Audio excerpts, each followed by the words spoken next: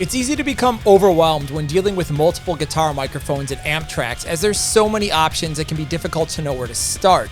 In this clip, David demonstrates how he approaches and balances a guitar tone with 6 different tonal options for just one side of a stereo pair. Check it out and enjoy. But what I'm curious about, is that how you typically work? Like, do you typically have a million layers that you sum, or do you usually just go for like 1 or 2, like in a normal situation? Or is this a normal situation? I would say, like, if I record myself, I commit on the way in, so I don't have these many tracks to blend and get together like during the mix stage. I want that done before the mix. But it's not that uncommon, like when I mix stuff that is recorded by other people. This is not that. I think it's still common this way, because even more so now when people work more in the box, I think they have a harder time committing. It's easier when you work on a console where you can like do your blend on the way in an easier way, instead of just having different preamps straight into a DAW, and then you can still do the blend in the DAW and commit, which I will show you. But for some reasons people don't do it. Like once they have everything recorded on different tracks in your DAW, it seems harder for people to just commit and get rid of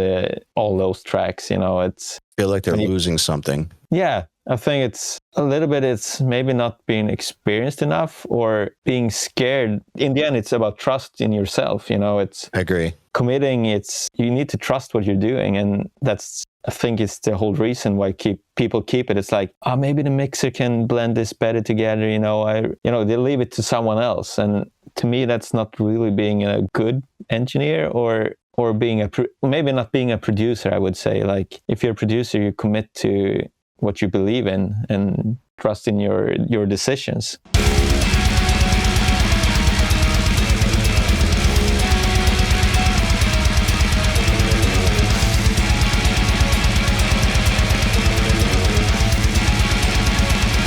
So at this stage, I would start with my blend, because I don't want to have to bother with all of these channels in the mix. I want to get the blend right first.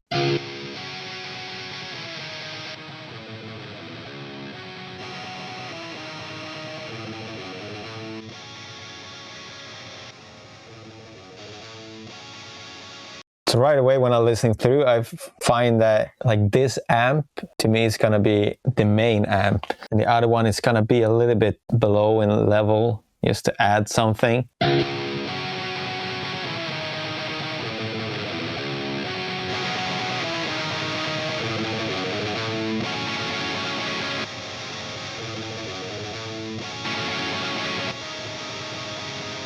Because that one is a little bit too distorted and like noisy. Being the main for me, it's just added in a little bit. So I would start blending the first amp.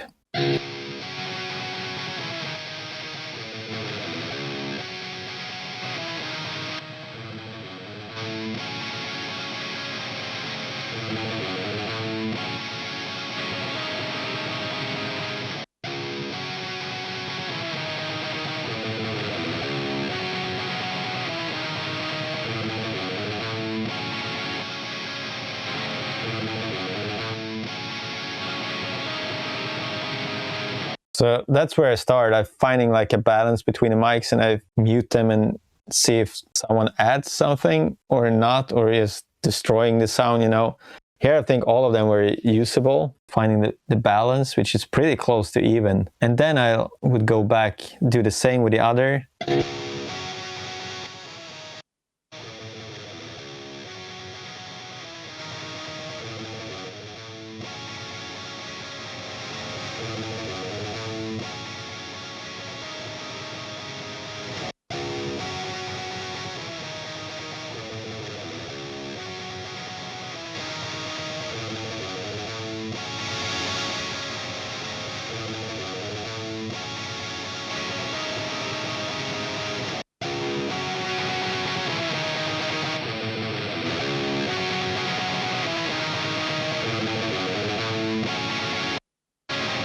So at that point where I have the balance between the both, like in between the microphones and the different amps blended where I wanted them, I would also go through and see if I can dial in like EQ-wise each microphone a little bit better to see if I find, like, some of them are a little bit, have some hiss and some boxiness to them that I would kind of wanted to clean out.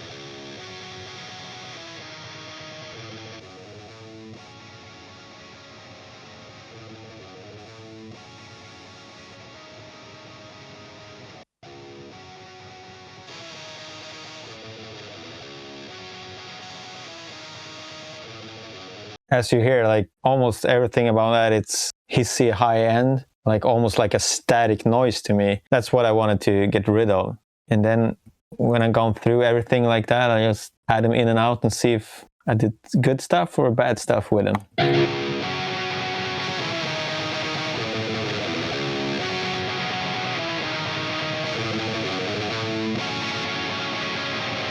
And what you hear now, it's, yeah, you're losing some high end, but later on the aux, like my guitar aux and everything, we're gonna add it back, but all together. So when I got to the point where I have the balance and those EQs on the guitars, it's the same for the right. I don't remember if it's 4 equal, but I probably think it was, like, yeah, everything was the same, I think, for all the 4 takes, yeah. So then I've just copied my balance between each take, also the same EQs, since it's everything, it's the same. I want to treat them the same. And those guitar 2 is called, I think, in your sessions, I have these a few dBs lower than the main ones. And at that point, I would commit all of that down to 4 guitars. So guitar 1, left, right, guitar 2, left, right, and just get rid of all of those tracks. So all of these auxes are printed down to these 4.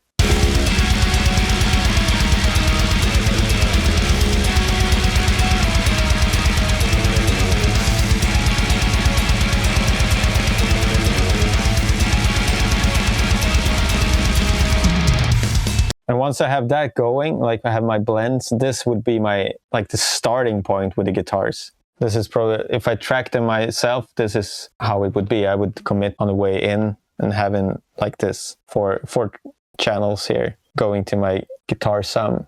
And then I start adding what I have here on my guitar aux